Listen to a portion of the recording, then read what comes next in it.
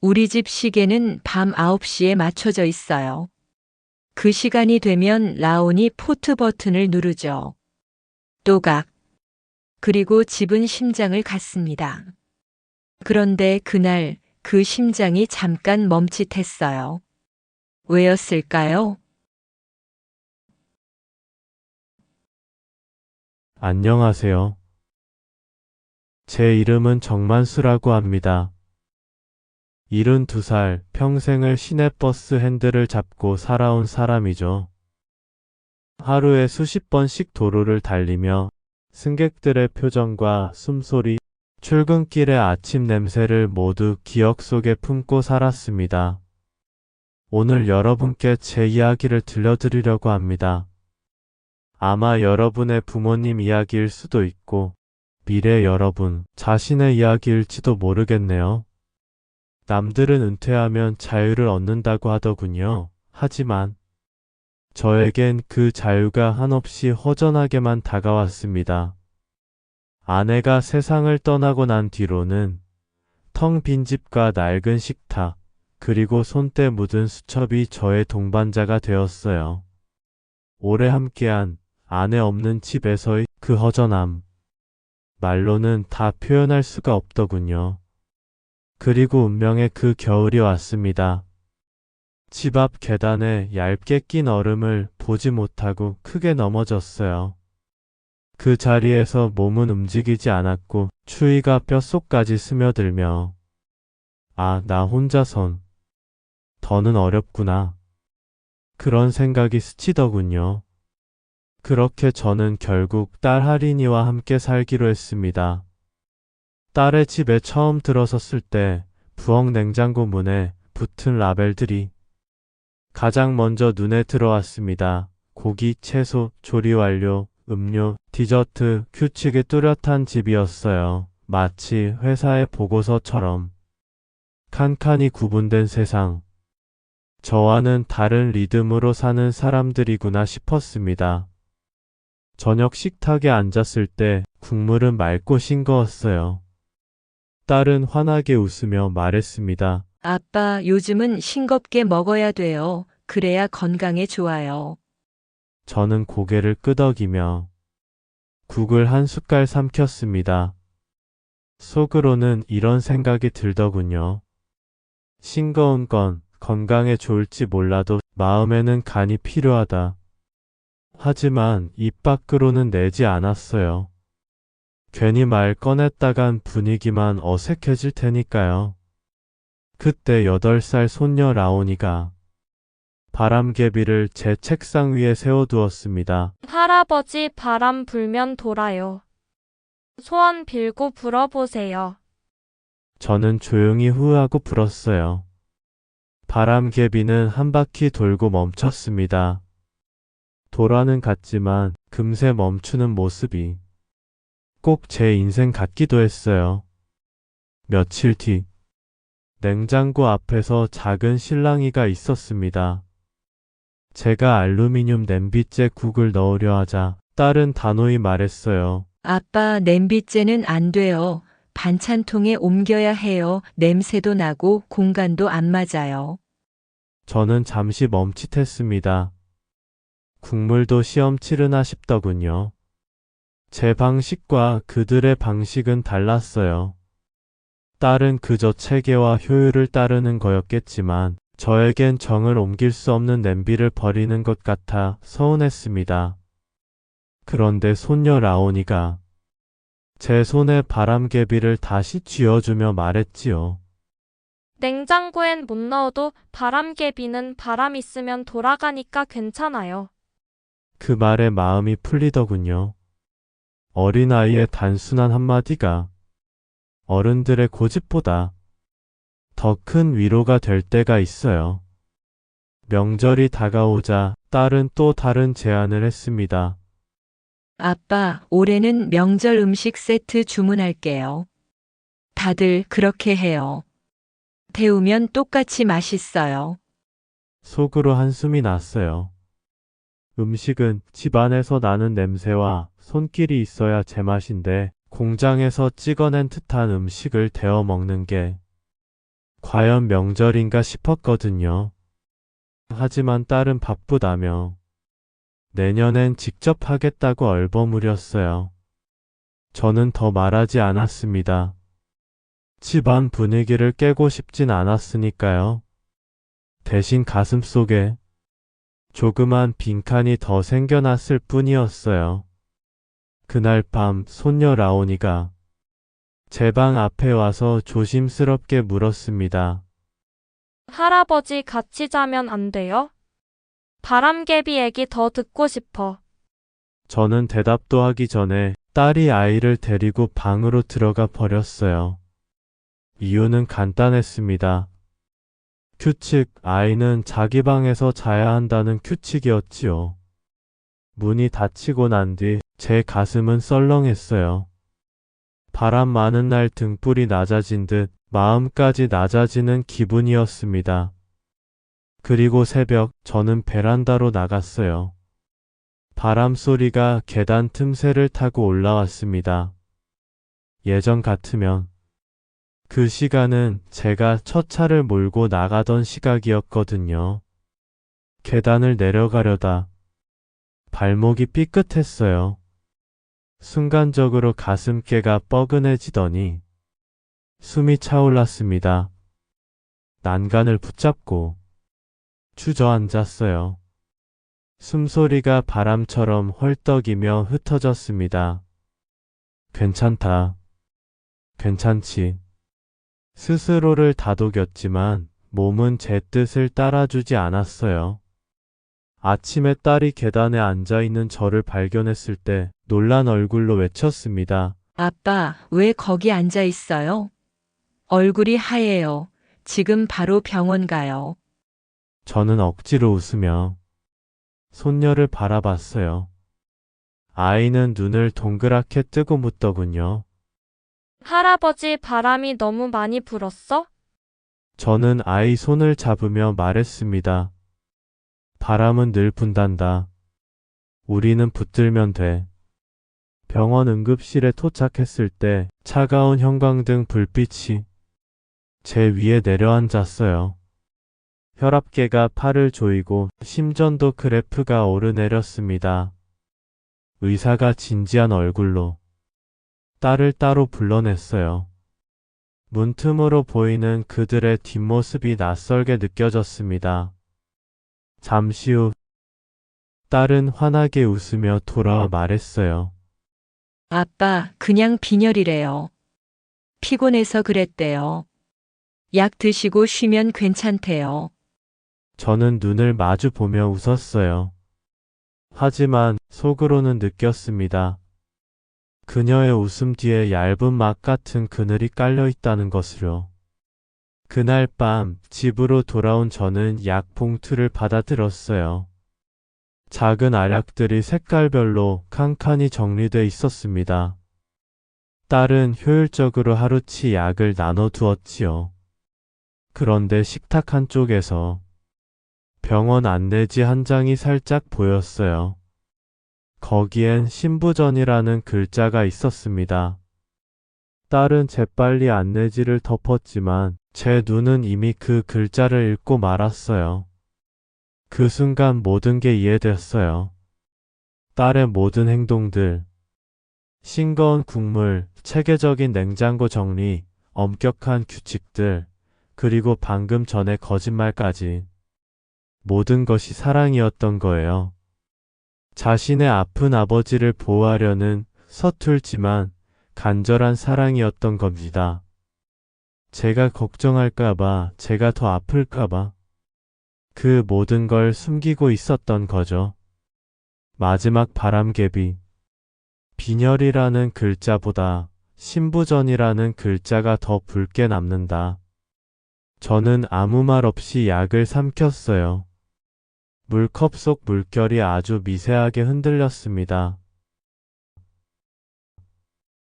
여러분, 병원에서 돌아온 첫 밤은 유난히 길었습니다. 집은 조용했지만 제 귀에는 자꾸만 기계음이 맴돌았어요. 응급실 천장의 하얀 빛, 간호사의 발걸음 소리, 그리고 딸아이의 웃음 뒤에서 미세하게 떨리던 숨소리까지도요. 사람의 마음은 이상합니다. 괜찮다는 말을 들으면 안심해야 하는데 저는 그 말을 붙잡을수록 더 불안해졌어요. 물컵 속 물처럼 가만히 놔두면 잔잔해야 할 생각들이 자꾸만 파문을 만들었습니다. 다음 날 오후 저는 집에 혼자 남았어요. 딸은 팀 회의를 핑계로 사무실로 나갔고 손녀 라온이는 방과 후 수업이 있다 했지요. 집은 햇빛으로 따뜻했지만 제 마음은 서늘했습니다. 저는 거실을 천천히 돌았어요. 모든 것이 질서정연했는데도 그 질서 어딘가에 비어있는 구멍 하나가 느껴졌어요. 부엌으로 들어갔다가 싱크대 아래 서랍이 아주 조금 열려있는 걸 보았습니다. 서랍의 금속 손잡이가 제가 움직일 때마다 햇빛을 받아본 적이었어요. 저는 망설였어요. 하지만 제 안에 또 다른 손이 조심히 열어봐 하고 등을 떠밀었습니다. 서랍 안에는 자잘한 물건들이 정돈돼 있었고 그 아래 얇은 노란 봉투 하나가 가라앉아 있었지요. 봉투를 조심스럽게 열었을 때 사진이 먼저 나왔습니다. 오래전 필름이 바랜 듯 색이 사라진 얼굴들. 그 가운데 젊은 할인이 제 딸이 있었어요. 딸은 누군가의 손을 꼭 잡고 있었습니다. 그 손의 주인은 병원 침대에 누워 있었어요. 얼굴은 빛이 빠진 복숭아처럼 앙상했지만 웃고 있었지요. 사진을 한 장 한 장 넘길 때마다 딸의 얼굴은 점점 경직됐고 침대 위 사람의 광대뼈는 점점 더 도드라져 갔습니다. 사진 마지막 장 안쪽에 종이 한 장이 끼워져 있었어요. 공책에서 뜯어낸 듯한 줄공책. 서툰 글씨였지만 글자마다 힘이 들어가 있었습니다. 엄마, 미안해. 그때 내가 조금만 더 빨리 눈치챘더라면. 엄마가 자꾸 소화가 안 된다 할 때 그냥 괜찮다고 말하지 말고 큰 병원에 가자고 붙잡았더라면. 나 때문은 아니겠지만 그래도 조금은 덜 아프지 않았을까. 미안해. 다음에는 내가 먼저 말할게. 누가 괜찮다 하더라도 괜찮냐고 다시 물을게. 미안해, 엄마. 종이를 덮었을 때 저는 모든 걸 이해했습니다. 딸이 왜 그렇게 규칙을 만들고 효율을 따지고 무리하게 웃음을 띄었는지. 그 이유가 이 얇은 종이 조각 안에 있었어요. 누군가를 놓친 사람은 규칙으로 마음을 붙잡으려고 합니다. 그날 저녁 우리 셋이 식탁에 앉았을 때 저는 수저를 들었다가 내려놓았습니다. 그리고 말했어요. 할인아, 오늘은 아버지가 먼저 말해도 되겠니? 딸은 조금 놀란 얼굴로 고개를 끄덕였습니다. 여기 살면서 너 방식이 낯설 때가 많다. 냉장고도 명절도 아이 재우는 규칙도. 그런데 오늘 낮에 너 서랍을 건드렸다. 서랍에서 미안한 편지를 보았다. 식탁의 공기가 살짝 떨렸습니다. 미안하다. 허락 없이 본 것도 몰랐던 척했던 것도. 딸은 젓가락을 내려놓고 저를 바라봤어요. 저는 말을 이어갔습니다. 규칙으로 마음을 붙잡는다는 걸. 이제 알겠다. 너도 겁이 나서 그런 거지. 아버지가 또 넘어질까봐. 딸은 잠깐 눈을 감았다가 떴습니다. 그리고 조용히 말했어요. 아빠, 저는요. 괜찮다는 말을 믿으면 안 되는 때가 있다는 걸 너무 늦게 배웠어요. 그래서 아빠가 괜찮다 하면 저는 더 불안해요. 그 말은 변명도 고백도 아니었습니다. 하나의 문장이 식탁 위에 조용히 놓였고 우리는 그 문장을 함께 바라보았어요. 그럼 우리 규칙 하나만 바꾸자. 괜찮다는 말은 다른 말이 따라오게 하자. 어디가 괜찮고 어디는 안 괜찮은지. 그날 밤 저는 낡은 수첩을 펼쳤어요. 삐뚤빼뚤한 글씨로 몇 가지를 적었습니다. 새벽 첫 차도로 보기. 광안대교 아래에서 가족이 함께 바람개비 불기. 라온 이름의 빵 만들기. 그리고 라면 2그릇. 다음 날 새벽 우리는 첫 번째 소원을 향해 움직였어요. 아직 해가 오르기 전 바람은 목덜미를 쓰다듬고 지나갔습니다.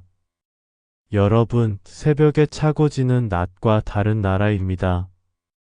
금속과 기름의 냄새가 섞여 있고 엔진 열이 아직 깨어나지 않아 공기가 서늘해요. 저 멀리서 첫 차의 전조등이 낮은 빛을 켜고 몸을 일으키는 모습. 아빠, 괜찮아요? 괜찮다. 이건 좋은 빈혈이다.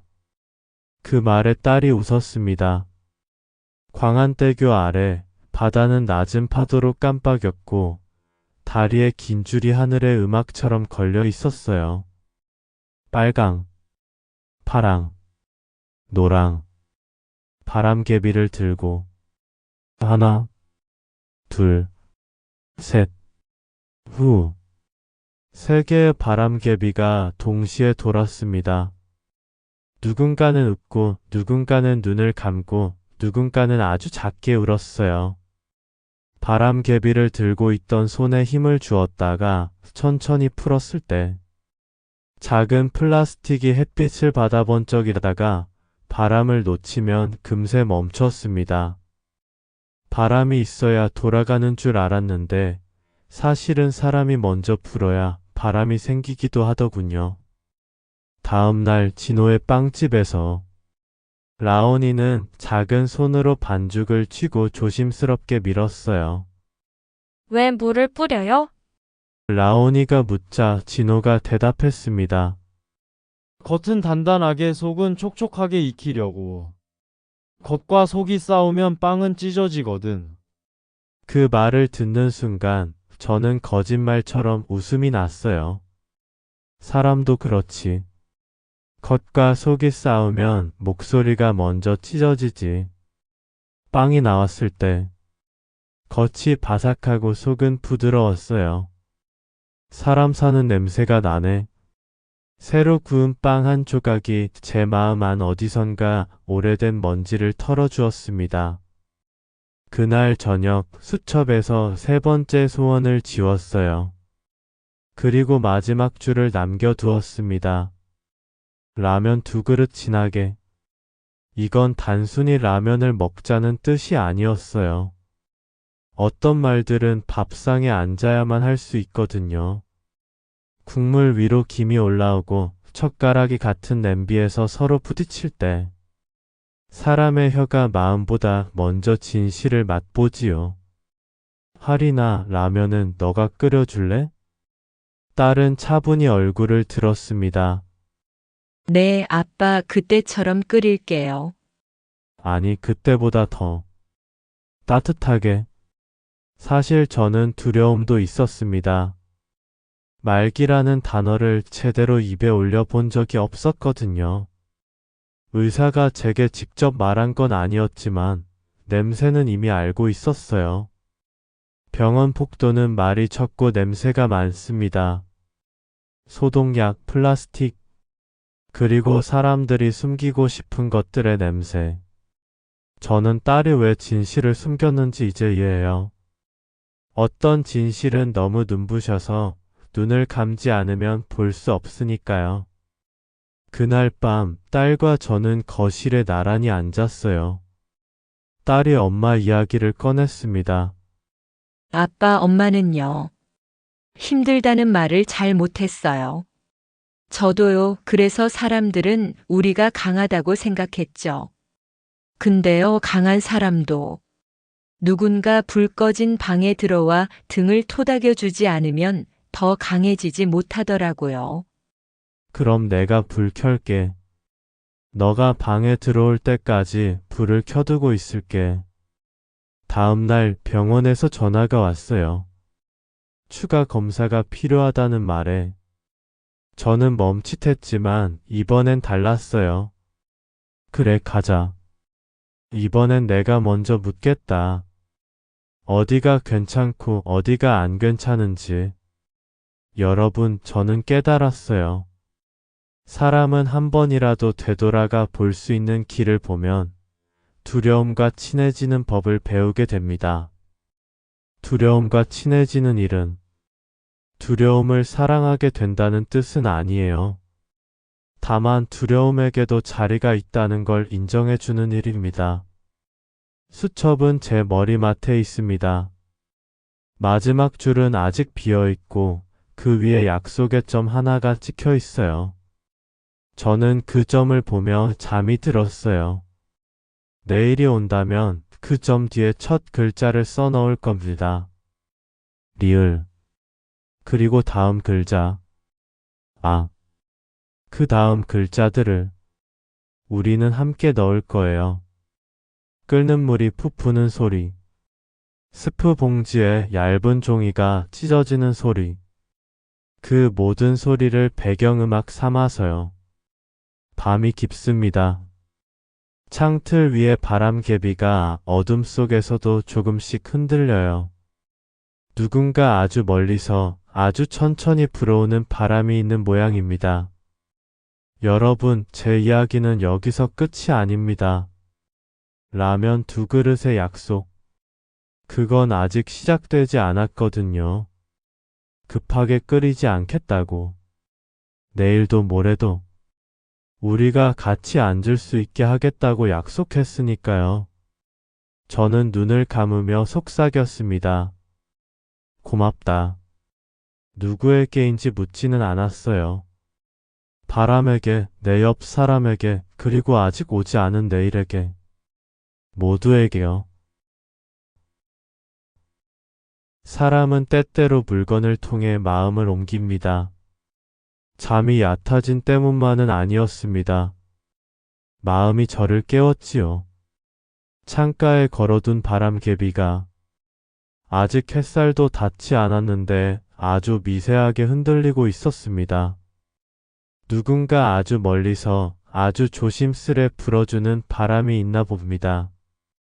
저는 바람개비를 손바닥에 올려놓고 말없이 바라봤습니다. 그때 깨달았습니다. 돌아가는 것과 멈추는 것이 서로 다른 말이 아니라는 걸요. 둘 다 움직임이니까요. 병원 대기실은 늘 그렇듯 낯설지 않게 낯설므로 가득했습니다.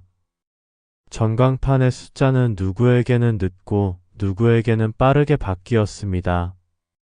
딸이 제 손등을 쓱쓱 문지르다가 제 손을 꼭 잡았습니다.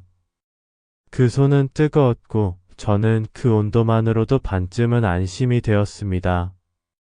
아빠, 오늘은 제가 먼저 묻지 않을게요. 아빠가 먼저 물어봐요. 저는 고개를 끄덕였습니다. 이제는 우리가 약속한 규칙이 있으니까요.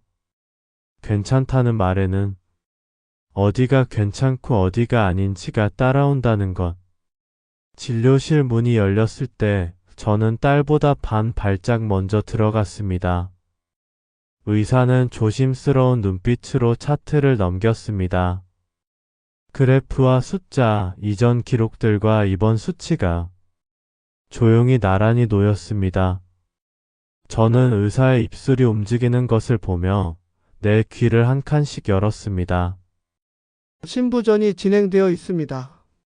지금은 약물과 생활 관리를 통해 증상을 완화하고 악화를 늦추는 게 목표입니다. 저는 묻고 또 물었습니다. 어디가 괜찮고 어디가 아닌지, 무엇을 조심해야 하고 무엇을 포기해야 하는지. 의사는 제 눈을 보며 대답했습니다. 단호하지만 무겁지 않게. 진료실을 나왔을 때 딸이 제 어깨에 살짝 이마를 기댔습니다. 저는 그 이마 위에 손을 올렸습니다. 아무 말도 하지 않았습니다. 말이 많으면 중요한 말이 묻히거든요.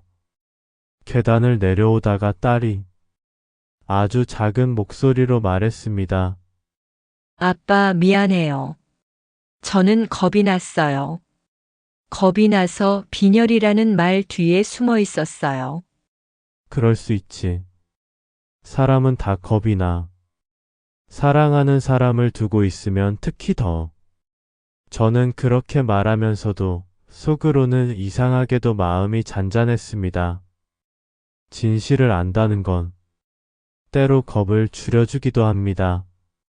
보이지 않는 것을 두려워하는 것과 보이는 것을 마주하는 것은 다른 싸움이니까요. 병원 근처 작은 공원에 벤치가 하나 있었습니다. 바람은 잎사귀들을 건드리며 서로의 등을 쓰다듬어 주고 있었습니다. 아빠, 오늘 뭐 하고 싶어요? 바람을 조금 더 쐬고 집에 가서 쉬자. 그리고 사진 찍을까? 사진이요? 그래, 우리 셋 아니다, 넷이지 함께. 정장을 입지 않아도 되고 배경이 화려하지 않아도 된다. 그냥 우리가 지금 여기에서 숨 쉬는 얼굴로. 딸은 잠깐 웃음을 잃었다가 천천히 되찾았습니다. 좋아요. 오늘은 제가 시간을 만들게요.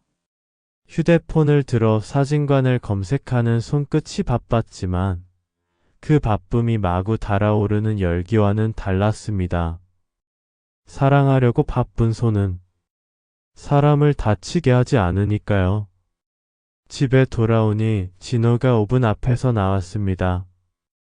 밀가루가 팔뚝에 흩어져 있었고 이마에는 땀이 났습니다. 저는 그 모습을 볼 때마다 마음이 놓입니다. 누군가가 무언가를 굽는 집은 되게 나쁘지 않더군요. 사람들이 기다리는 법을 배우니까요. 진호는 우리 얼굴을 보자마자 분위기를 읽었습니다. 병원은? 우리는 사실을 들었고 같이 걸을 거야. 오후에 우리는 작은 사진관을 찾아갔습니다. 오래된 간판, 편하게 생긴 의자, 구석에는 먼지 쌓인 선풍기가 있었습니다. 사진사는 우리를 보고 반갑게 웃었습니다. 어떤 사진 원하세요? 정장 말고요. 그냥 우리다운 사진이요. 바람이 조금 불어도 되는. 사진사는 선풍기에 먼지를 털고 각도를 낮췄습니다. 라온은 바람개비를 들고 깔깔댔습니다. 저는 손에 바람개비를 하나 더 쥐었습니다. 웃으세요, 억지로 말고요. 나는 억지로 웃지 않았습니다. 대신 바람개비를 살짝 들어 올리고 눈을 가늘게 떴습니다. 셔터가 몇 번인지 모르게 눌렸고 선풍기 바람은 우리가 의도하지 않아도 우리의 머리카락과 옷깃을 흔들었습니다. 흔들린 사진이 나쁘다는 법은 없습니다. 삶이 흔들리는 대로 찍힌 사진은 오히려 그날의 공기를 오래 붙잡아 주니까요. 사진을 고르는 동안 라온이 제 무릎에 올라앉았습니다. 할아버지, 나 커선 뭐가 될까? 바람이 필요할 때 불어주는 사람. 그게 직업이에요? 응. 아주 중요한 직업이지. 이름이 없어서 그렇지. 아이의 웃음이 사진관 벽에 닿아 반사되어 돌아왔습니다. 사진을 찾고 나오니 해가 살짝 기울었고 빛이 길게 늘어졌습니다. 길가 포장마차에서 어묵 국물이 끓고 있었고 연기 사이로 사람들의 얼굴이 조금씩 보였다 가려졌습니다. 저는 어묵꼬치를 하나 들었습니다. 국물은 살짝 짰지만 짠맛은 목구멍을 지나 기억으로 가더군요. 아빠, 사진 잘 나온 것 같아요. 잘 나오고 못 나오고가 어디 있어. 오늘의 우리가 나왔으면 된 거지. 그럼 오늘의 우리는 조금 덜 겁내고 조금 더 붙들고. 우리는 서로 웃었습니다. 웃음은 여전히 여러 계절을 품고 있었습니다. 집으로 돌아오는 길에 진호가 조심스럽게 말을 꺼냈습니다. 아버님 내일 새벽에 반죽 보러 같이 오실래요? 그냥 같이 서 있기만 해도 좋을 것 같아서. 저는 고개를 끄덕였습니다. 새벽이라는 단어는 여전히 제게 좋은 친구였으니까요. 다음 날 빵집은 아직 불을 다 켜지 않았는데도 온기가 있었습니다.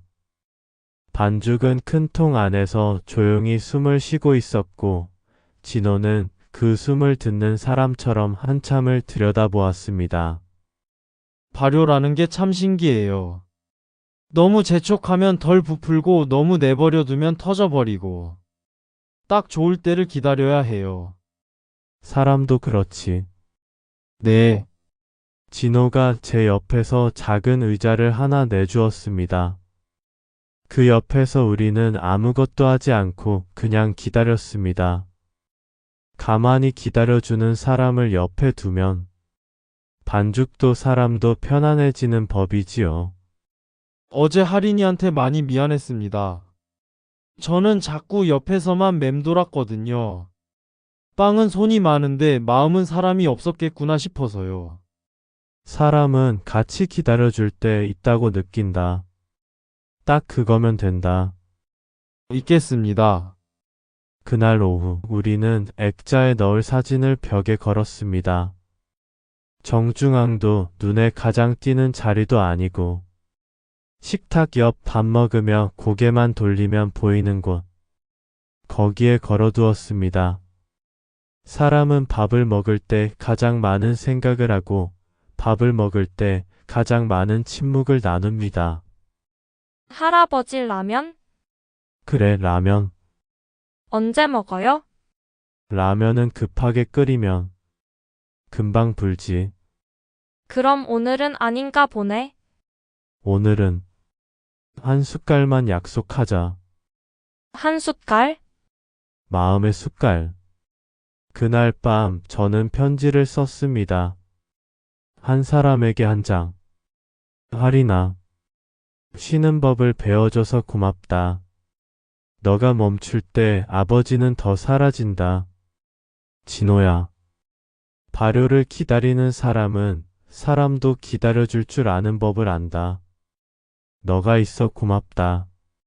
라온아, 바람이 필요할 땐 너가 먼저 불어주렴. 누군가 너 바람을 기다릴 거야. 봉투는 아직 봉하지 않았습니다. 편지는 건넬 때까지 쓰는 거니까요. 말이라는 것도 그렇습니다. 입에서 나오는 순간 완성되는 것이 아니라 듣는 사람의 마음에서 완성되더군요. 다음 날 저는 잠에서 깨자마자 알았습니다. 몸이 어제와 같지 않다는 것을. 숨이 조금 더 가쁘고 허리가 예전에 없던 방식으로 묵직했습니다. 저는 침대 가장자리에 앉아 손으로 이마를 눌렀습니다. 괜찮다는 말이 목까지 올라오다가 고개를 돌려 다시 내려갔습니다. 괜찮지 않은 곳을 먼저 세어보기로 했으니까요. 저는 문틈에서 우리 집의 소리를 들었습니다. 진호가 컵을 닦는 소리, 딸이 물을 데우는 소리, 라온이 양치하며 아하고 내는 소리. 그 모든 소리가 오늘의 날씨를 말해줬습니다. 함께 있을 수 있는 날씨. 아빠, 오늘은? 오늘은 라면을 끓일 수도 있고 내일 끓일 수도 있어. 아빠, 딸의 목소리에는 여러 뜻이 들어 있었습니다. 미안함, 조급함, 사랑, 그리고 약속. 약속은 지키려고 있는 거지. 하지만 약속의 나를 바꾸는 것도 약속의 일부다. 그럼 오늘은 미리 물만 올려두는 날로 할까요? 좋다. 물은 먼저 끓여놔야 갑자기 먹고 싶을 때 바로 끓지.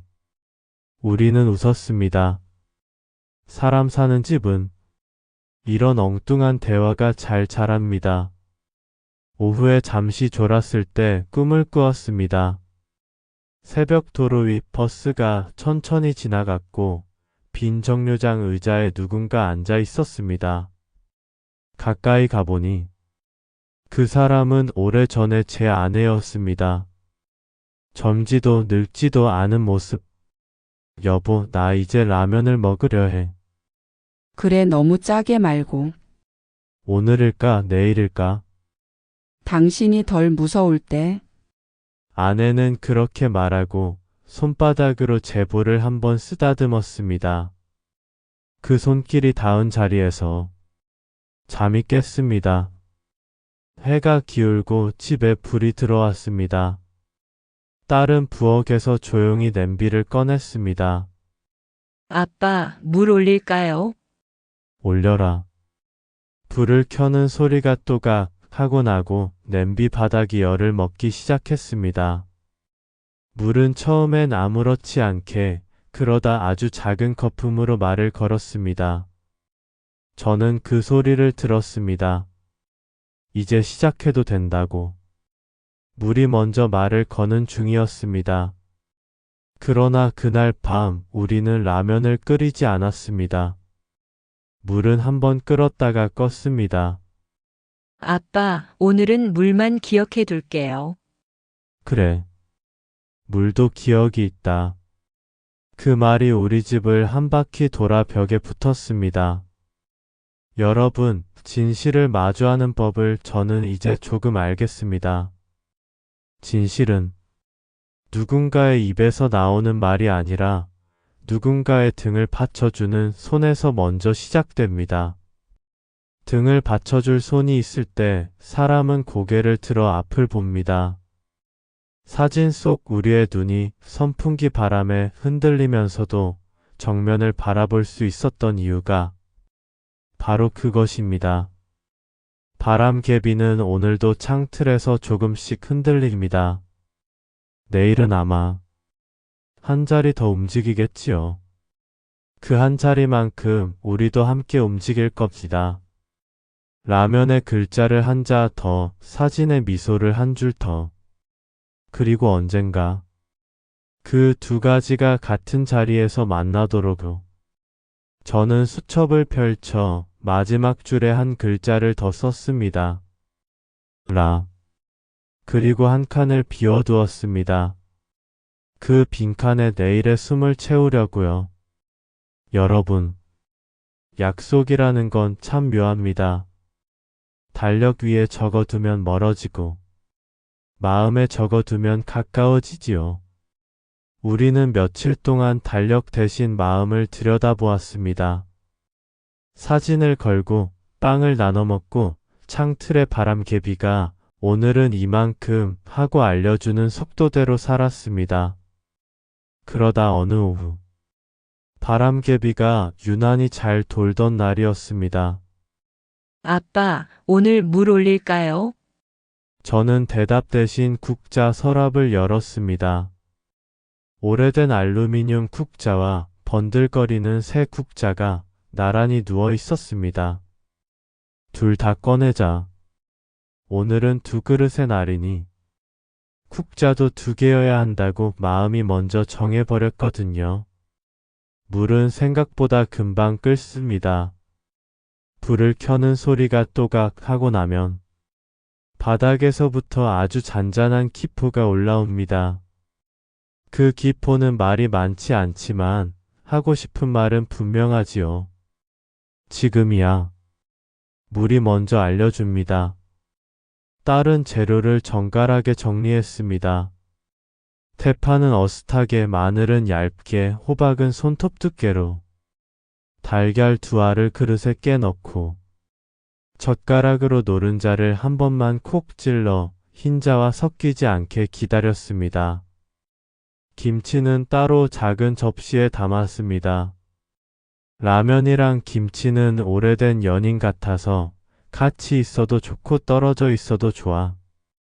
딸이 웃었습니다. 웃음이 부엌 타일을 한번 쓸고 지나갔습니다. 저는 면 봉지를 뜯다가 잠깐 손을 멈췄습니다. 하리나, 오늘은 스프를 절반만 먼저 넣자. 왜요? 물의 말을 들어야 해서 너무 빨리 너무 많은 말을 쏟아 넣으면 물이 지쳐 딸은 고개를 끄덕이고 스프 절반을 소복하게 뿌렸습니다. 물이 색을 입는 속도가 살짝 더디게 느껴졌습니다. 느림은 오늘의 우리 편이었습니다. 면을 넣는 순간 삶이 한번 흔들립니다. 물이 비어있던 자리를 채우느라 분주해지기 때문이죠. 면발이 제각각 방향을 찾아 헤엄칠 때 딸은 달걀을 조심스레 풀어 가장자리에 2바퀴 돌렸습니다. 흰자가 물 위로 꽃처럼 번졌고 노른자는 늦게 핀 해처럼 중앙에 올랐습니다. 저는 국자를 들어 면을 한번 뒤집었습니다. 여긴 괜찮고 여긴 아직 괜찮지 않다. 딸은 대답 대신 불을 아주 조금 낮췄습니다. 말보다 먼저 움직이는 손. 그래서 가족입니다. 마지막은 파였습니다. 파는 너무 일찍 들어가면 향을 잃고 너무 늦게 들어가면 존재를 잃습니다. 사람도 그렇지요. 자리를 지키되 때를 알아야 합니다. 딸은 불을 끄기 직전 파를 한 줌 넣었습니다. 그 순간 부엌이 파 냄새로 환해졌습니다. 불이 꺼졌는데 이상하지요. 국물의 온도는 더 높아지는 기분이었습니다. 상위에 그릇을 2개 놓았습니다. 한 그릇은 가장자리가 살짝 이가 나간 오래된 그릇이었습니다. 집이 집답다 싶을 때는 완벽해서가 아니라 이런 작은 흠집들이 제자리를 지키고 있을 때입니다. 다른 한 그릇은 새하얀 그릇. 오늘은 오래된 그릇이 제 몫, 새 그릇이 딸의 몫이었습니다. 국물을 먼저 나눴습니다. 국자는 오래된 것과 새 것, 번갈아 가며 썼습니다.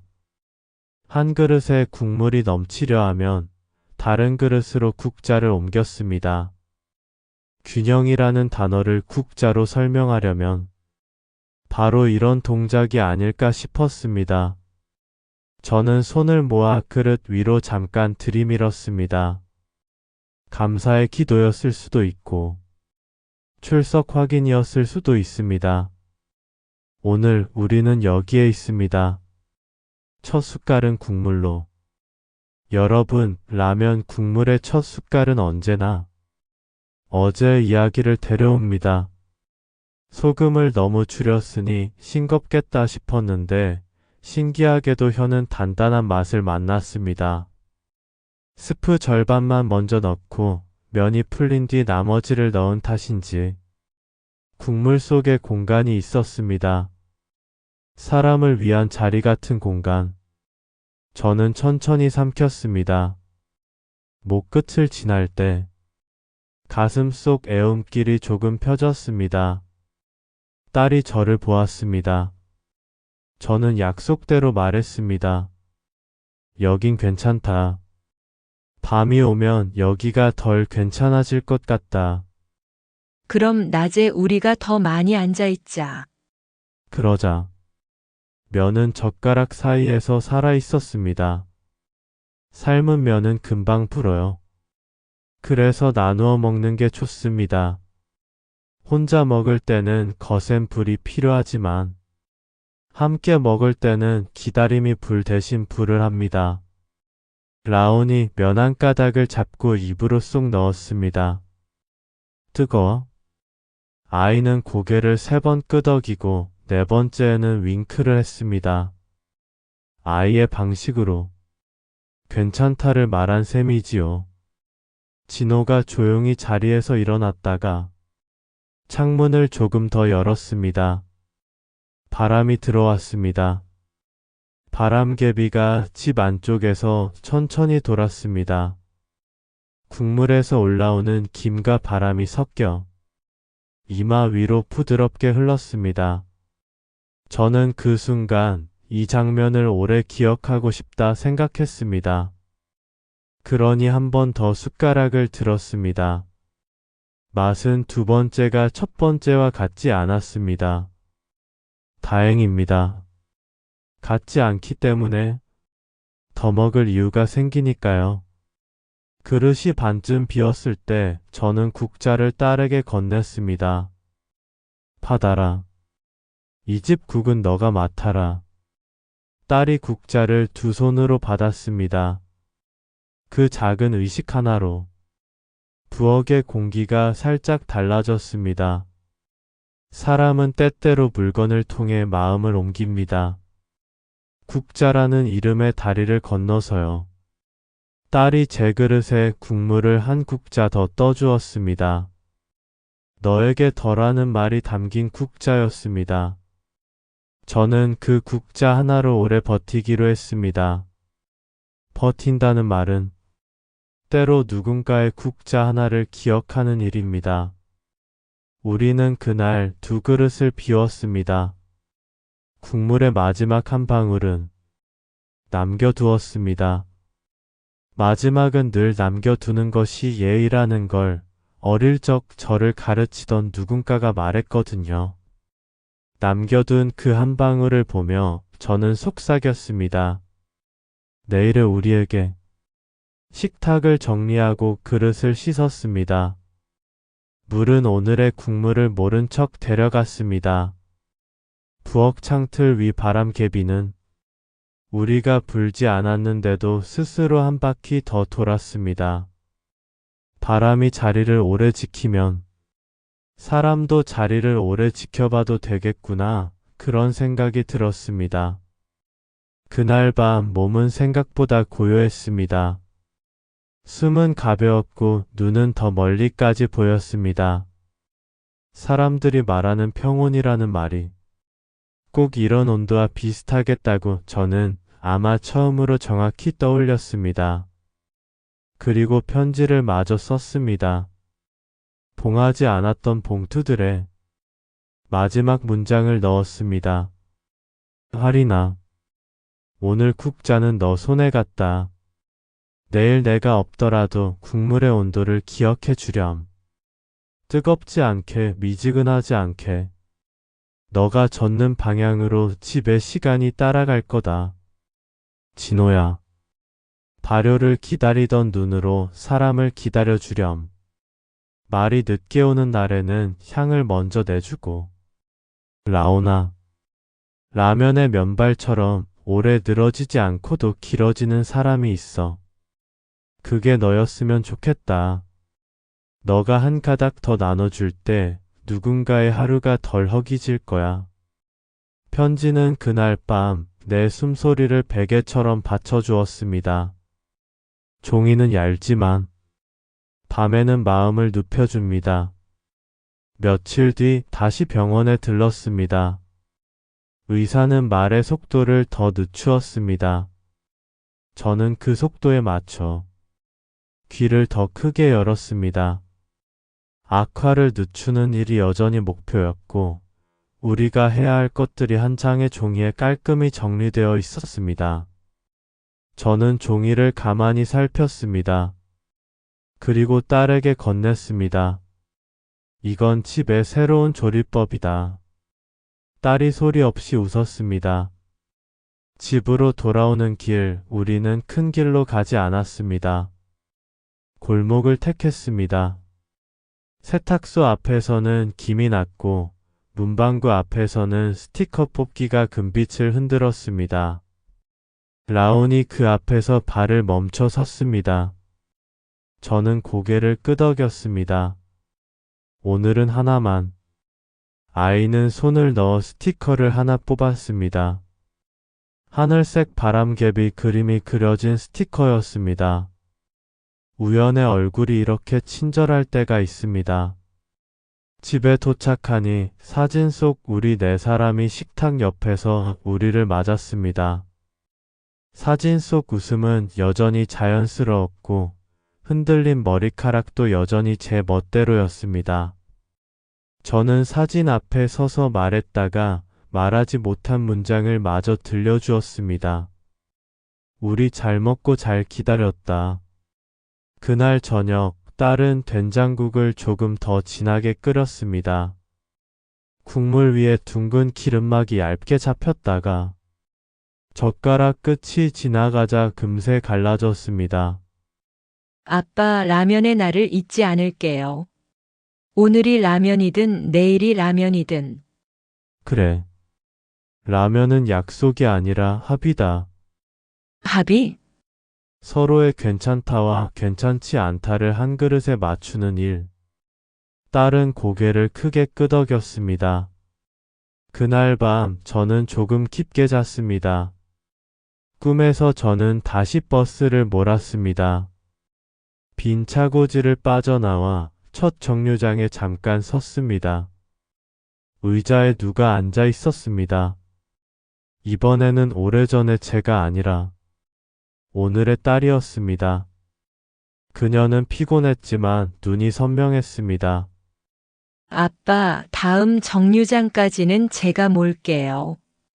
저는 웃었습니다. 자리에서 일어나 손잡이를 딸에게 건네며 국자 건네던 순간을 떠올렸습니다. 손잡이와 국자, 그것들이 사실은 같은 말이었다는 걸 그때 알았습니다. 이제 너 순서야. 여러분, 저는 그릇 2개를 식탁에 남겨둡니다. 하나는 씻어 말려 찬장에 들어갔고 다른 하나는 일부러 물기를 닦지 않고 창가에 엎어두었습니다. 햇빛이 그릇의 물기를 천천히 말려줄 테지요. 빛이 지나간 자리에는 얇은 무늬가 남을 겁니다.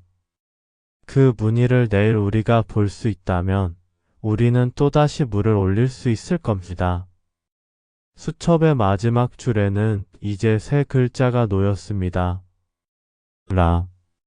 면. 빈칸. 빈칸은 내일의 몫으로 남겨두었습니다. 합의가 이뤄지는 시간, 바람이 스스로 들어오는 창문, 그리고 우리가 같은 속도로 숟가락을 드는 순간을 위해서요. 창틀의 바람개비는 오늘 4번 돌았습니다. 하나는 물이 끓을 때, 하나는 국자가 건너갈 때, 하나는 우리가 웃을 때, 그리고 마지막 하나는 우리가 아무 말도 하지 않을 때. 저는 그 4번을 다 세어보았습니다. 바람의 숫자와 라면의 온도를 함께 외워두었습니다. 내일이 오면 우리는 빈칸 뒤에 마지막 글자를 붙일 겁니다. 그리고 그때 저는 아마도 더 또렷한 목소리로 말할 수 있을 겁니다. 괜찮다 여긴. 그리고 여긴 조금. 그 2 문장을 같은 그릇에서 나눠 먹는 법을 우리는 이제 압니다. 사람은 언젠가 마지막 집에 들어갑니다. 어떤 이는 그곳을 병원이라 부르고 어떤 이는 호스피스라 부르지요. 저는 그냥 마지막 집이라고 부르기로 했습니다. 집이란 늘 누군가의 숨을 담아두는 곳이니까요. 딸 하리는 말하지 않고 움직였습니다. 아빠, 물병은 제가 챙길게요. 그 말 속에 있던 떨림을 저는 모른 척 했습니다. 모른 척 한다는 건 외면이 아니라 상대의 떨림이 자신을 다치지 않게 무릎을 살짝 굽혀 맞춰주는 일일지도 모르겠다는 생각이 들었습니다. 마지막 집의 폭도는 조용했습니다. 조용함에도 종류가 있지요. 비우는 조용함, 채우는 조용함, 기다리는 조용함. 여기는 3가지가 차례로 흐르는 곳이었습니다. 바람개비를 창틀에 올려놓으니 아주 작은 소리로 있다 하고 인사를 하더군요. 첫날 밤, 저는 잠을 얕게 잤습니다. 누워서 천장을 보다 옆으로 돌아서 창문을 봤습니다. 어둠 속에서 커튼이 움직이면 어둠도 바람을 맞는구나 싶었습니다. 딸과 진호가 의자에 기대 앉아 깜빡깜빡 졸았습니다. 저는 그 모습을 오래 보았습니다. 지키는 사람은 꼭 누워있는 사람보다 늦게 잠들고 더 먼저 깨더군요. 다음날 오전, 의사는 차트를 들고 왔습니다. 말의 속도는 느렸고 눈빛은 빠르지 않았습니다. 악화를 늦추는 것이 현재로서는 저는 고개를 끄덕이며 들었습니다. 그 목표를 달성하지 못해도 목표를 향해 걸었다면 그 길은 헛되지 않다는 것도 저는 알았습니다. 길은 목적지 때문에 생기는 게 아니라 함께 걸어서 생기니까요. 아빠, 오늘은 뭘 끓일까요? 물. 우리는 웃었습니다. 작은 포트 하나를 간호사에게 허락받아 병실 구석에 올려두었습니다. 물이 끓는 소리가 방의 심장박동처럼 일정하게 났습니다. 라면 대신 물이라니 누군가에게는 허탈할지 모르지만 제게는 충분했습니다. 끓는 물은 어떤 기억으로도 변할 수 있거든요. 차가 되기도 하고 국이 되기도 하고 때론 그냥 함께 있는 소리가 되기도 합니다. 저녁이 가까워질수록 몸은 솜처럼 무거워졌습니다. 손끝에 감각이 들어오고 나가고 생각은 물 위로 떠오르다 잠깐 가라앉고 하리나 오늘은 여기가 괜찮다. 여긴 조금 덜 말을 나누는 동안 숨이 한 번 더 고르게 이어졌습니다. 우리는 약속을 정말 끝까지 지키고 있었습니다. 괜찮다에 어디가 따라붙기 사소해 보이는 그 약속 하나가 우리 가족의 목소리를 똑바로 세워주고 있었습니다. 마지막 집에서는 편지가 음식을 대신하기도 합니다. 저는 아직 그 끝에 점 하나씩이 부족한 편지들을 꺼내 놓았습니다. 말은 듣는 사람이 완성한다고 했으니 그 점을 찍어줄 사람들 앞에서 마저 읽어주기로 했습니다. 하리나, 너는 국자를 받을 준비가 되어 있었다.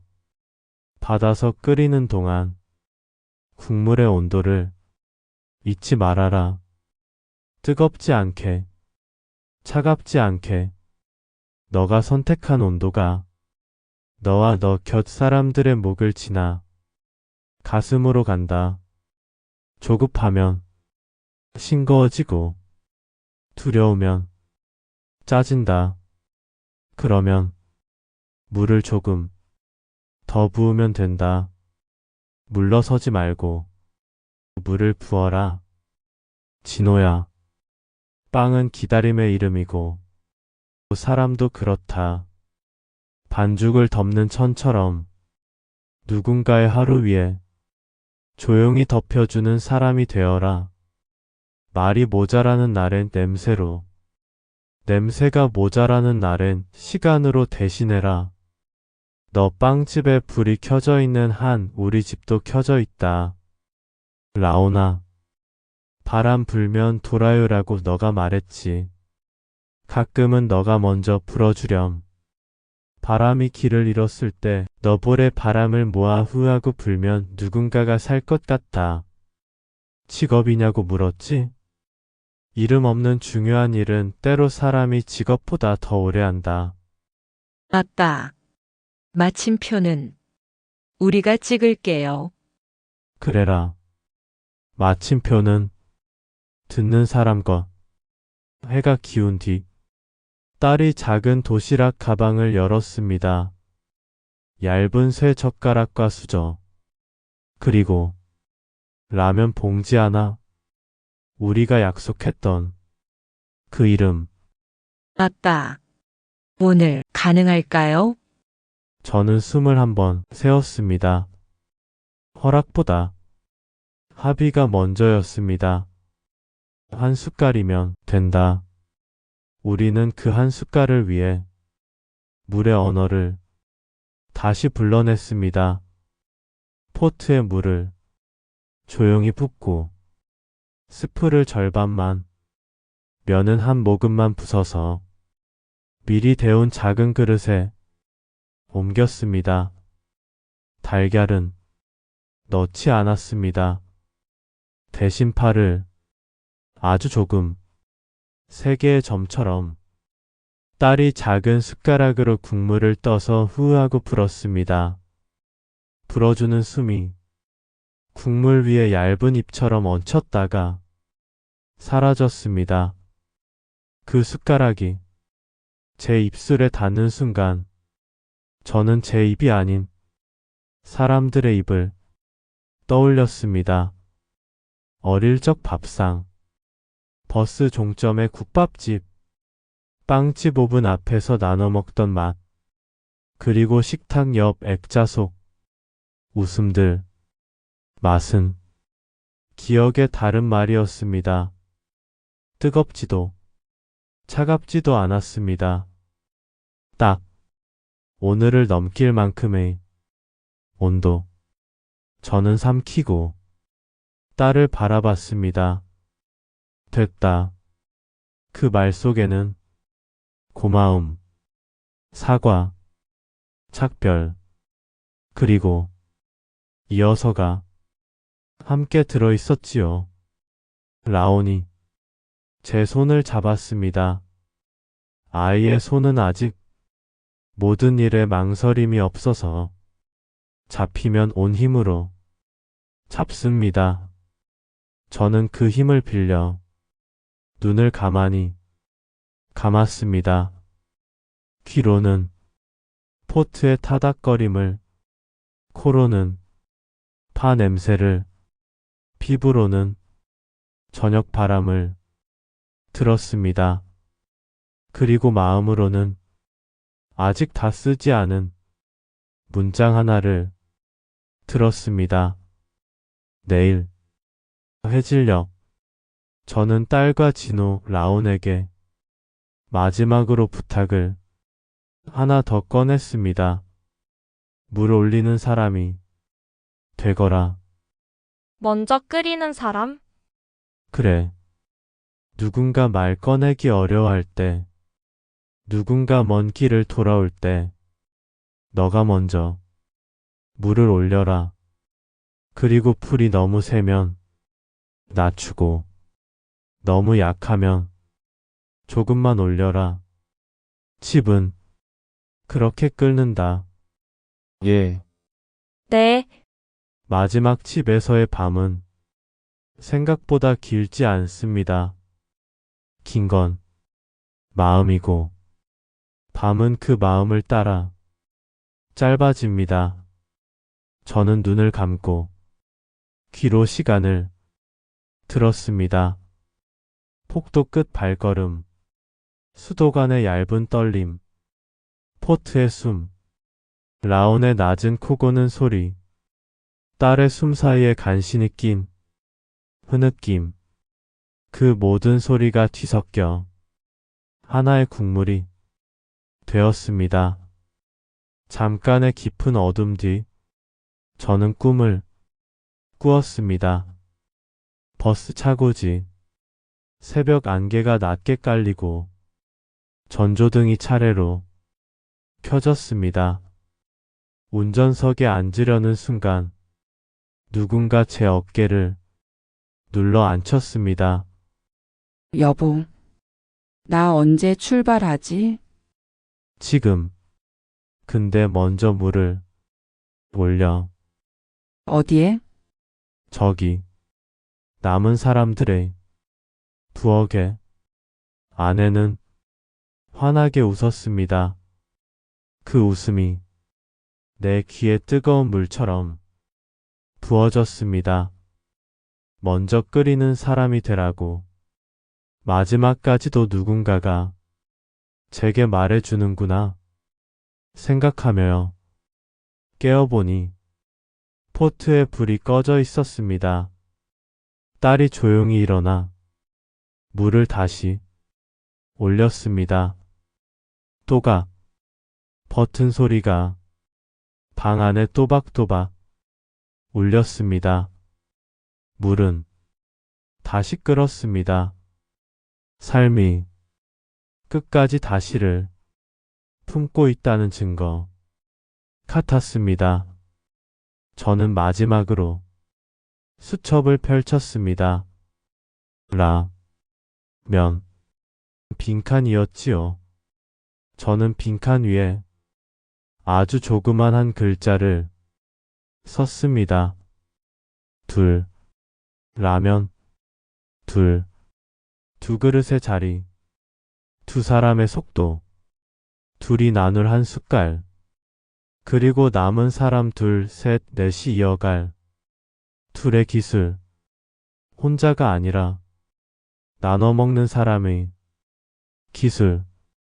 저는 그 글자를 쓰고 펜을 내려놓았습니다. 딸이 제 손을 꼭 잡았습니다. 진호가 창문을 조금 더 열었습니다. 라온이 바람개비를 가슴에 꼭 붙였습니다. 바람이 들어와 커튼을 흔들었습니다. 흔들리는 것이 산 것이라는 사실을 우리는 모두 알고 있었습니다. 저는 입술을 아주 조금 움직였습니다. 고맙다. 누구에게인지 굳이 나누지 않았습니다. 물에게, 불에게, 바람에게, 그리고 사람에게. 밤은 그 말을 끝내기도 전에 제 위로 조용히 덮였습니다. 덮이는 동안에도 포트는 한 번 더 끓었습니다. 다음 사람을 위해 창틀의 바람개비는 여전히 돌아갑니다. 오늘은 5번 돌았다지요. 하나는 우리가 웃을 때, 하나는 우리가 울 때, 하나는 우리가 말없이 있을 때, 하나는 우리가 끓일 때, 그리고 마지막 하나는 우리가 이어갈 때. 그 5번을 저는 조용히 여러분께 넘깁니다. 안녕하세요. 저는 할인입니다.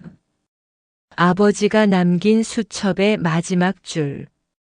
라면 둘 옆에 저는 아주 작은 연필 글씨로 이렇게 적었습니다. 가치 있는 법. 그날 이후 우리 집은 먼저 물을 올리는 집이 되었습니다. 아버지가 떠난 첫 주. 식탁은 커다란 의자 하나를 잃은 것처럼 비어 있었습니다. 의자 등받이에 손을 올렸다가 아무 말도 하지 않고 손을 거두는 일이 하루에 몇 번이나 반복됐습니다. 벽의 사진은 그대로인데 사진 앞을 지나는 공기만 다르게 흐르더군요. 라온이는 바람개비 스티커를 창문에 더 붙였습니다. 파랑 하나, 노랑 하나, 그리고 아주 작은 초록 하나. 아이는 말했습니다. 엄마 바람이 없으면 내가 불게. 응. 우리 집은 그런 집이야. 그날 저녁. 저는 찬장에서 오래된 알루미늄 국자와 새 국자를 함께 꺼냈습니다. 싱크대 위에 나란히 올려보니 2개가 서로 기대는 모양이 꼭 손잡는 사람 같았습니다. 포트를 눌러 물을 올리고 주전자 끓는 소리를 집의 맥박처럼 듣기도 했습니다. 진호는 빵집에서 돌아와 조용히 앞치마 끈을 풀고 말없이 의자 하나를 식탁 옆으로 더 붙였습니다. 비어있는 의자였지만 그 자리에 우리는 늘 한 그릇을 더 놓기로 했습니다. 둘의 자리, 비어 있어도 함께 먹는 자리. 첫 7일 동안 우리는 매일 저녁 같은 순서를 지켰습니다. 물 올리기, 사진 보기, 서로에게 어디가 괜찮고 어디가 덜 괜찮은지 말해보기, 그리고 한 숟갈 나누기. 라면일 때도 있었고, 된장국일 때도 있었고, 그냥 보리차일 때도 있었습니다. 중요한 건 메뉴가 아니라 물이 끓으면 우리가 모인다는 사실이었습니다. 일주일째 되던 날, 라온이 학교에서 받아온 종이를 내밀었습니다. 나의 가족을 소개합니다. 아이는 굵은 크레파스로 이렇게 썼습니다.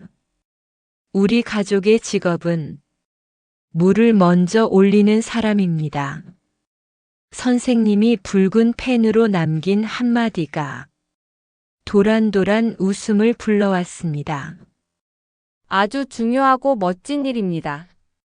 49일쯤 새벽 첫 차가 나가는 시간에 맞춰 우리는 차고지 근처 벤치에 작은 보온병 하나를 두고 왔습니다. 보온병 옆에는 종이 쪽지.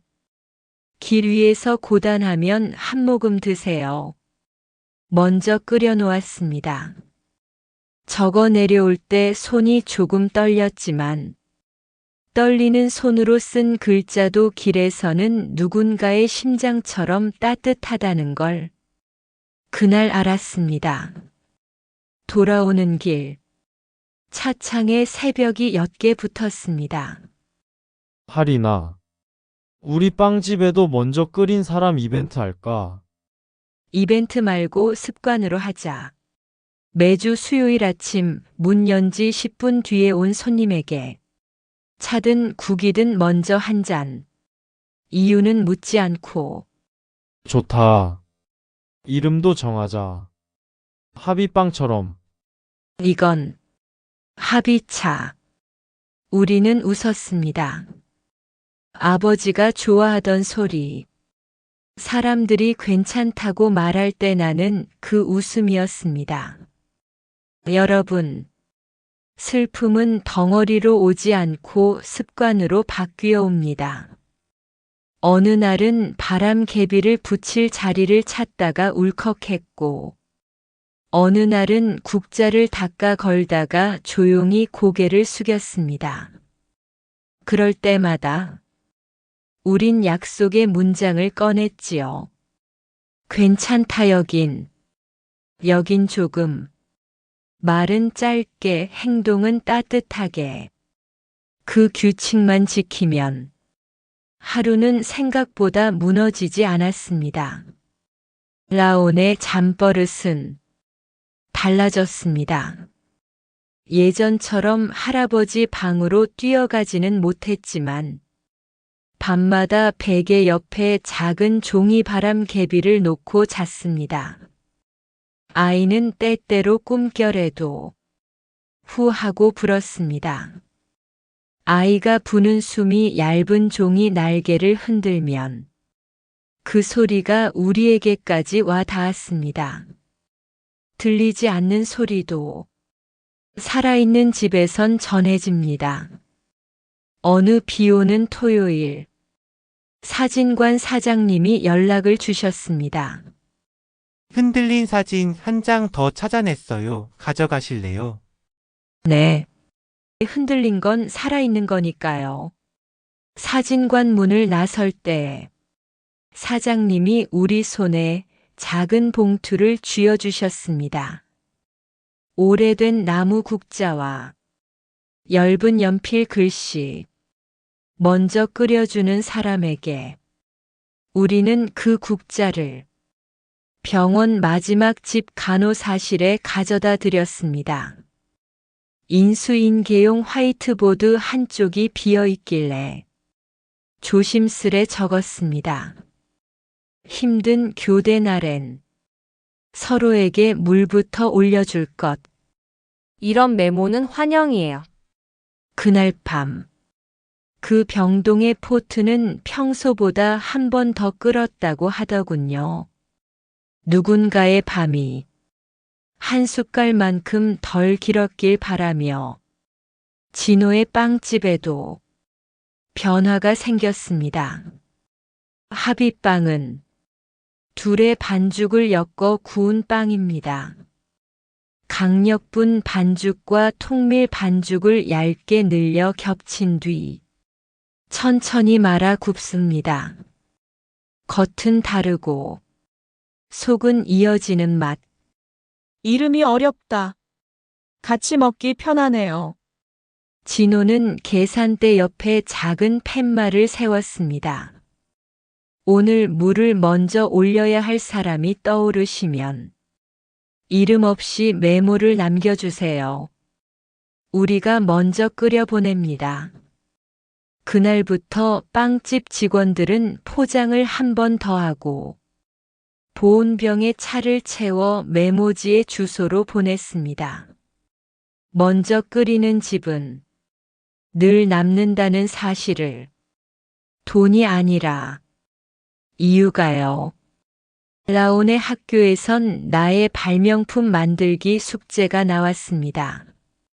아이는 길쭉한 빨대를 여러 개 붙여 바람개비에 연결했습니다. 이름하여 돌려주는 바람기계. 한쪽에서 누가 후 하고 불면 멀리 떨어진 다른 바람개비가 따라 돕니다. 왜 이걸 만들었어? 먼저 부는 사람이 있으면 멀리 있는 사람도 같이 숨쉬게 하려고요. 선생님은 또 붉은 펜으로 적었습니다. 아주 중요하고 멋진 발명입니다. 우리는 그 메모를 냉장고에 붙였습니다. 그 문장 하나로 저녁의 피로가 풀릴 때가 많았습니다. 여름 문턱에 아버지 수첩의 앞장들을 처음부터 끝까지 다시 읽었습니다. 젖은 손끝으로 페이지를 넘길 때마다 종이에서 밀과 파, 뜨거운 김, 새벽 기름 냄새가 났습니다. 마지막 장에는 아버지 필체의 문장이 멈춰 있고 할인이의 연필 글씨가 붙었습니다. 라, 면, 둘. 같이 있는 법, 먼저 끓이는 사람, 그 아래 오늘의 계획을 덧붙였습니다. 밤 9시 물 올리기. 삼겹살 대신 김치찌개. 라온 숙제 도와주기. 진호 오늘 야근이면 포장해 가기. 모든 계획 위에는 결국 하나의 원칙이 앉아 있었습니다. 먼저 물. 말보다 먼저, 이유보다 먼저, 설명보다 먼저. 여러분, 아버지 없이 맞는 첫바람 많은 날에 우리는 다시 라면을 둘 끓였습니다. 국자도 둘, 그릇도 둘. 한 그릇은 비어있는 의자 앞에, 한 그릇은 우리 셋 앞에. 저는 국을 먼저 떠서 비어있는 그릇에 반 숟갈 남겼습니다. 그리고 그 남은 반 숟갈을 우리 그릇에 부었습니다. 엄마 왜 반 숟갈 남겨요? 내일의 우리를 위해서. 내일은 어제보다 덜 무서워요? 응. 우리가 먼저 끓였으니까. 아이는 고개를 크게 끄덕이고 면 한 가닥을 저에게 건넸습니다. 아이의 젓가락은 아직 서툴지만 서툰 손도 사랑을 옮기기에 부족하지 않습니다. 진호가 창문을 조금 더 열었습니다. 바람개비들이 동시에 한 번 돌고 또 한 번 돌아 멈췄습니다. 멈춘 자리마다 얇은 빛이 박혔습니다. 하나, 웃을 때, 둘, 조용할 때, 셋, 끓일 때, 넷, 기다릴 때, 그리고 다섯, 이어서 살 때. 사연을 마치며 아버지가 여러분께 남기고 싶어 했던 말을 저 할인이의 목소리로 다시 읽습니다. 오늘 누군가의 집에서 물이 먼저 끓었다면 그 집은 이미 절반쯤 안전하다. 괜찮다는 말은 방향이고 어디는 속도다. 둘이 맞아야 국물이 선다. 먼저 끓여라. 뜨겁지 않게, 미지근하지 않게 누군가가 와서 한 숟갈 뜰 수 있을 만큼만. 우리 집은 오늘도 9시에 물을 올립니다. 메뉴는 그때그때 달라집니다. 어떤 날은 라면, 어떤 날은 맑은 차, 어떤 날은 말 한 숟갈. 중요한 건 먼저 끓이는 사람이 있다는 사실 하나입니다. 바람개비는 여전히 창틀에서 도는 법을 잊지 않았고, 우리는 여전히 젓가락을 서로에게 건네는 법을 잊지 않았습니다. 여러분의 집에서 오늘 밤 포트 버튼이 또각하고 눌리는 소리가 들린다면, 그건 이 이야기가 끝난 뒤에 시작된 다음 문장일 겁니다. 긴 설명은 필요 없어요. 그저 먼저 끓여주세요. 누군가가 와서 한 숟갈 뜰 수 있도록. 여러분, 오늘 밤 누군가를 위해 물 한 그릇 먼저 끓여보세요. 이유는 나중에 찾아도 됩니다. 먼저 끓이는 그 마음이면 충분합니다. 저의 아버지 정만수의 이야기. 여기서 끝이지만 여러분의 이야기는 지금부터 시작입니다.